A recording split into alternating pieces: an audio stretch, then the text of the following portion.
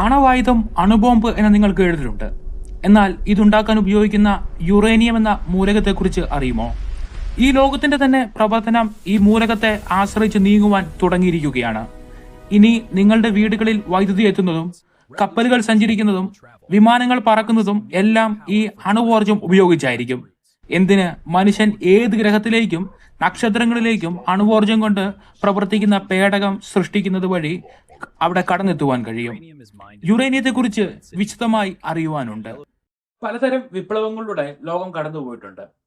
തീ കണ്ടുപിടിച്ചതും കൃഷി തുടങ്ങി വ്യവസായ വിപ്ലവം വരെ. തുടർന്ന് ആവി കൊണ്ടുള്ള ഊർജം, വൈദ്യുതി, ദൃശ്യവൽക്കരിക്കുന്ന ഉപകരണങ്ങൾ തുടങ്ങി ഇന്ന് നിർമ്മിത ബുദ്ധിയിൽ എത്തി നിൽക്കുന്നു. എന്നാൽ അതിനൊപ്പം ചില ദശാബ്ദങ്ങളായി ലോകം ഒരു ആണവ യുഗത്തിലേക്ക് പ്രവേശിച്ചിരിക്കുകയാണ്.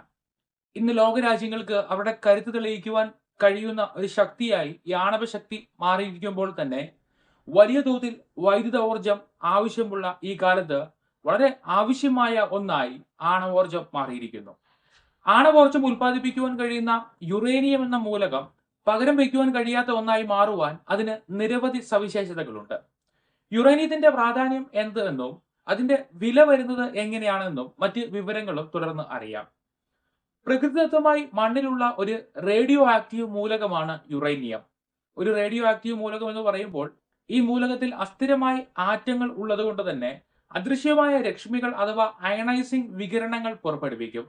യുറേനിയം വ്യാവസായിക അടിസ്ഥാനത്തിൽ ഖനനം ചെയ്തെടുക്കുന്നത് കസാഖിസ്ഥാനിലും കാനഡയിലും ഓസ്ട്രേലിയയിലും ആഫ്രിക്കയിലെ ചില രാജ്യങ്ങളിലുമാണ്.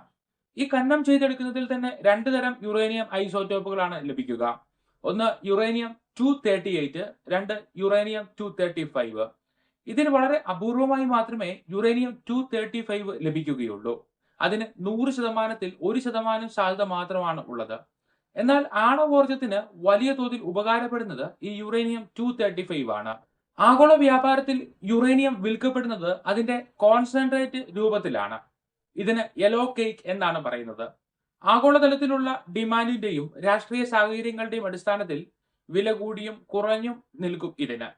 യെല്ലോ കേക്ക് എന്ന് വിളിക്കപ്പെടുന്ന കോൺസെൻട്രേറ്റഡ് രൂപം ഒരു പൗണ്ടിന് $60 മുതൽ $100 വരെയുള്ള വിലയാണ് ഇപ്പോൾ ഉള്ളത്. അതായത് 1 ഗ്രാമിന് 13 സെന്റ് മുതൽ 22 സെന്റ് വരെയാണ് വില. നിലവിൽ രൂപയുടെ വില അനുസരിച്ച് 1 ഗ്രാം യെല്ലോ കേക്കിന് 100 രൂപ മുതൽ 250 രൂപ വരെയാണ് വില. ഈ വില വരുന്നത് അസംസ്കൃത യുറേനിയത്തിനാണ്. എന്നാൽ ഈ സംയുക്തം ഒരു ഇന്ധന ആവശ്യത്തിനായി മറ്റും സമ്പുഷ്ടീകരിച്ച് കഴിയുമ്പോൾ ഇതിന്റെ വില വലിയ തോതിൽ വർദ്ധിക്കും. എന്നാൽ മറ്റേത് ഊർജ ഉൽപാദനത്തെക്കാൾ കുറഞ്ഞ ചിലവ് മാത്രമേ ആണവോർജ ഉൽപാദനത്തിന് വരുന്നുള്ളൂ. യുറേനിയം ഇത്രയധികം പ്രാധാന്യം നേടുന്നത് അതിന്റെ നിരവധി ഉപയോഗങ്ങൾ കൊണ്ടാണ്. ചെറിയൊരു അളവ് യുറേനിയം മതി ഒരു പട്ടണത്തെ തന്നെ വൈദ്യുതീകരിക്കുവാൻ. 24 മണിക്കൂറും ഒരേപോലെ വൈദ്യുതി ഉൽപ്പാദിപ്പിക്കുവാൻ ഇതുവഴി കഴിയും. വളരെ കുറച്ച് കാർബൺ എമിഷൻ മാത്രമേ ഇതിൽ വരുന്നുള്ളൂ.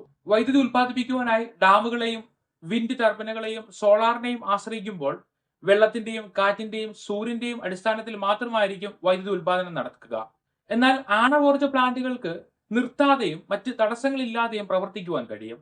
അതുകൊണ്ട് തന്നെയാണ് ലോകത്തിന്റെ ഊർജ സ്രോതസ്സായി യുറേനിയത്തിലേക്ക് മാത്രം ഏവരുടെയും ശ്രദ്ധ മാറുന്നത്.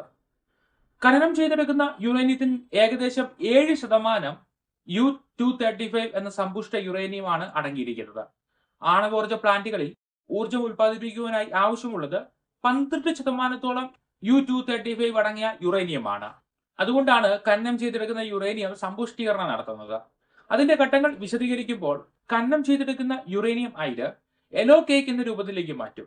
അടുത്ത ഘട്ടമായി ഇതിനെ യുറേനിയം ഹെക്സാഫ്ലൂറൈഡ് UF6 എന്ന വാതക രൂപത്തിലേക്ക് മാറ്റി ഹൈസ്പീഡ് സെൻട്രിഫ്യൂജുകളിലേക്ക് കടത്തി വിടും. U-235 എന്ന യുറേനിയം ഐസോട്ടോപ്പ് U-238 എന്ന യുറേനിയം ഐസോട്ടോപ്പിനേക്കാൾ ചെറിയ തോതിലെങ്കിലും കനം കുറഞ്ഞതായതിനാൽ ഈ സെൻട്രിഫ്യൂജ് പ്രക്രിയയിലൂടെ വേർതിരിച്ചെടുക്കുവാൻ സാധിക്കും. അങ്ങനെ സമ്പുഷ്ടീകരിച്ച യുറേനിയം ഫ്യൂവൽ പെല്ലറ്റുകളായി മാറ്റുന്നു. ഈ പെല്ലറ്റുകൾ റിയാക്ടറുകളിൽ ഉപയോഗിക്കാനുള്ള ഫ്യൂവൽ റോഡിലേക്ക് പാക്ക് ചെയ്യുന്നു.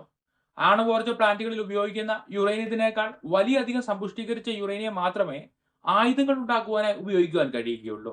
അതായത് U-235ന്റെ അളവ് 90%-ഓളം ഉണ്ടാകണം. എന്നാൽ ഈ രീതിയിലുള്ള സമ്പുഷ്ടീകരണം രാജ്യാന്തരമായി നിരോധിച്ചിട്ടുമുണ്ട്. ആണവോർജ്ജ പ്ലാന്റുകളിൽ എങ്ങനെയാണ് വൈദ്യുതി ഉണ്ടാക്കുന്നതെന്ന് അറിയാമോ? ആദ്യമേ ആണവോർജ്ജം ഉണ്ടാക്കുന്നത് എങ്ങനെയെന്ന് വിശദീകരിക്കാം. ഒരു ന്യൂട്രോൺ U-235 ആറ്റത്തിൽ ചെന്ന് ഇടിക്കുമ്പോൾ ഈ U-235 ആറ്റം വിഘടിക്കുകയും താപം ഉണ്ടാവുകയും ഒപ്പം നിരവധി ന്യൂട്രോണുകൾ ഉണ്ടാവുകയും ചെയ്യും. ഈ ന്യൂട്രോണുകൾ ചെന്ന് വീണ്ടും അടുത്ത ആറ്റങ്ങളിൽ ഇടിക്കുകയും ഇതുവഴി താപോർജ്ജം ഉണ്ടായിക്കൊണ്ടിരിക്കും. അതുകൊണ്ട് ആദ്യമേ ആണവോർജ്ജം താപോർജ്ജത്തിലേക്കാണ് മാറ്റിയെടുക്കുന്നത്. എന്നാൽ ഈ താപോർജ്ജം ഉണ്ടാക്കുവാൻ തീയുടെയോ ഓക്സിജന്റെയോ ആവശ്യം വരുന്നുമില്ല.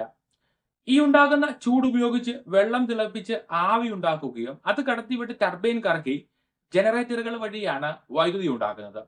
കൽക്കരി ഉപയോഗിച്ച് വൈദ്യുതി ഉണ്ടാക്കുന്ന അതേ മെത്തേഡ് തന്നെയാണ് ആണവോർജ്ജത്തിൽ നിന്ന് വൈദ്യുതി ഉണ്ടാക്കുവാനായി ഉപയോഗിക്കുന്നതും. എന്നാൽ കൽക്കരി പോലെ വലിയ അളവിൽ ട്രാൻസ്പോർട്ടേഷൻ നടത്തി യുറേനിയം എത്തിക്കേണ്ടി വരുന്നില്ല.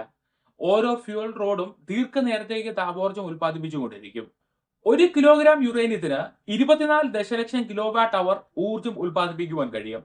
അതായത് 1000 കണക്കിന് ടൺ കൽക്കരി കൊണ്ട് ഉൽപ്പാദിപ്പിക്കുന്ന വൈദ്യുതി വെറും 1 കിലോ യുറേനിയം കൊണ്ട് ഉൽപ്പാദിപ്പിക്കാം. കുറച്ചുകൂടി വിശദമായി പറയുമ്പോൾ ഒരു ചെറിയ യുറേനിയം ഫ്യൂവൽ പെല്ലറ്റ് നമ്മുടെ വിരലിന്റെ അറ്റത്ത് പിടിക്കുവാൻ കഴിയും. ഈ ഫ്യൂവൽ പെല്ലറ്റ് കൊണ്ട് ഉൽപ്പാദിപ്പിക്കുന്ന ഊർജ്ജം കൽക്കരിയിൽ നിന്ന് ഉൽപ്പാദിപ്പിക്കണമെങ്കിൽ 1 ടൺ കൽക്കരി വേണം. ഇതേ ഊർജ്ജം എണ്ണയിൽ നിന്ന് ഉൽപ്പാദിപ്പിക്കണമെങ്കിൽ 149 ഗ്യാലൻ എണ്ണ വേണം. പ്രകൃതിവാതകത്തിൽ നിന്നാണെങ്കിൽ 17,000 ക്യൂബിക് ഫീറ്റ് പ്രകൃതിവാതകം ആവശ്യമുണ്ട്. ഇത്രയും ചെറിയ അളവിൽ നിന്ന് ഇത്രയധികം ഊർജ്ജം ഉൽപ്പാദിപ്പിക്കുവാൻ കഴിയുന്ന മറ്റൊന്നും ഈ ലോകത്തില്ല. അതുകൊണ്ടാണ് ഈ കാലം യുറേനിയത്തിന്റെ യുഗമാണെന്ന് പറയുവാൻ കഴിയുന്നത്. നമ്മുടെ ഇന്ത്യയിലും നിരവധി ആണവോർജ്ജ പ്ലാന്റുകൾ വന്നു കഴിഞ്ഞു. കേരളത്തിൽ ഒന്ന് സ്ഥാപിക്കുന്നതിനെ കുറിച്ചുള്ള ചർച്ചകൾ ഇടയ്ക്ക് വന്നു പോകാറുണ്ട്. എന്നാൽ ഇന്ന് കേരളത്തിൽ ഊർജ്ജ ഉൽപാദനം നടത്തുന്നത് ഡാമുകളിൽ ശേഖരിക്കുന്ന വെള്ളത്തിൽ നിന്നും സോളാർ പാനലുകളിൽ നിന്നും വിൻഡ് ടർബൈനുകളിൽ നിന്നുമാണ്. എന്നാൽ ജലവൈദ്യുതി വെള്ളത്തിന്റെ നിലയെ ആശ്രയിക്കുന്നുണ്ട്. കാറ്റിൽ നിന്നുള്ള ഊർജ്ജത്തിന് വായു സഞ്ചാരത്തിന്റെ വേഗത ബാധകമാകുന്നുണ്ട്. സോളാറിന് സൂര്യപ്രകാശം ഒരു ഘടകമാണ്. എന്നാൽ ആണവോർജ്ജ പ്ലാന്റുകൾക്ക് തുടർച്ചയായി പ്രവർത്തിക്കുവാൻ ഒരു തടസ്സവുമില്ല. ഒരു പ്ലാന്റ് സ്ഥാപിച്ചാൽ അതിന്റെ ശേഷി എത്രയാണോ അതിനനുസരിച്ച് കൃത്യമായ ലോഡ് തുടർച്ചയായി ഉൽപ്പാദിപ്പിച്ചുകൊണ്ടിരിക്കും. ഈ ഊർജ്ജം ഉൽപ്പാദിപ്പിക്കുവാനായി ചെറിയ അളവിലുള്ള യുറേനിയം ഫ്യൂവൽ റോഡുകളെ ആവശ്യം വരുന്നുള്ളൂ. വലിയ തോതിൽ ജനസംഖ്യയുള്ള രാജ്യങ്ങളിലും വ്യവസായങ്ങളുള്ള സ്ഥലങ്ങളിലും സുസ്ഥിരമായി പവർ കട്ടുകളോ ലോഡ് ഷെഡിങ്ങോ ഇല്ലാതെ വൈദ്യുതി നൽകുവാൻ ഇന്ന് ഈ ആണവോർജ്ജ പ്ലാന്റുകൾ അനിവാര്യമാണ്. ചെറിയ ഒരു അളവ് കൊണ്ട് വലിയ തോതിൽ ഊർജ്ജം ഉൽപ്പാദിപ്പിക്കുവാൻ കഴിയുന്നത് ഈ യുറേനിയം എന്ന മൂലകത്തിന്റെ താരതമ്യം ചെയ്യുവാൻ കഴിയാത്ത മേന്മയായി പറയുമ്പോൾ തന്നെ ഇത് ആയുധമായി മാറിയാൽ ഒരു ഭൂവിഭാഗത്തെ തന്നെ തുടച്ചു നീക്കുവാൻ കഴിയും. ഹിരോഷിമയിലും നാഗസാക്കിയിലും യുറേനിയം കൊണ്ട് നിർമ്മിച്ച ബോംബുകൾ വീണപ്പോൾ അവിടെയുള്ള വസ്തുക്കളും ആളുകളും എല്ലാം ഉരുകി ആവിയായി പോയി. കിലോമീറ്ററുകൾ അപ്പുറമുള്ള ആളുകൾ പോലും വെന്തുപോവുകയും ശരീരത്തിനും ആന്തരിക അവയവങ്ങൾക്കും ഈ താപം മൂലം കേടുപാടുകൾ സംഭവിക്കുകയും ചെയ്തു. ഈ മേഖല മുഴുവനും റേഡിയോ ആക്റ്റീവായി. ഈ അവസ്ഥ നാളുകളോളം തുടർന്നുകൊണ്ടിരുന്നു. അതുകൊണ്ട് തന്നെയാണ് അന്താരാഷ്ട്ര ആണവോർജ്ജ ഏജൻസി എന്ന സംഘടന രൂപീകരിക്കുകയും ഇനിയൊരു ആണവായുധം ലോകത്ത് എവിടെയും ഉപയോഗിക്കപ്പെടാതെ ഇരിക്കുവാൻ ആണവായുധ നിർമ്മാണം ഒരിടത്തും നടക്കില്ല എന്ന് ഉറപ്പുവരുത്തുവാനായി NPT എന്ന എഗ്രിമെന്റ് 1968 നിർമ്മിച്ച് 192 രാജ്യങ്ങളെ അതിൽ ഒപ്പിടുവിക്കുകയും ചെയ്തത്. ഈ ഏജൻസിക്ക് ലോകത്തുള്ള എല്ലാ രാജ്യങ്ങളിലെയും ആണവോർജ്ജ നിലയങ്ങൾ നിരീക്ഷിക്കാനുള്ള അധികാരവുമുണ്ട്.